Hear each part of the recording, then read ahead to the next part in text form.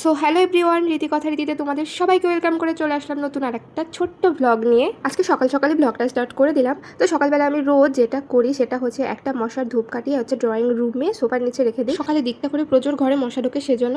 তো তারপরে যে আমার রোজগার নিয়মের এই যে থাইরয়েডের একটা ওষুধ খেয়ে নিলাম, তারপর খেয়ে নিলাম 1 কাপ চা। আর এদিকে কিন্তু দুপুরের রান্নাটাও বসিয়ে দিয়েছি। তো ছেলেকে খাওয়ানোর আগেই আজকে মাছের ঝোলটা নামিয়ে নিয়েছিলাম। তো আজকে রান্না করে নিয়েছিলাম কাজলি মাছ ডালের বড়ি আর আলু দিয়ে।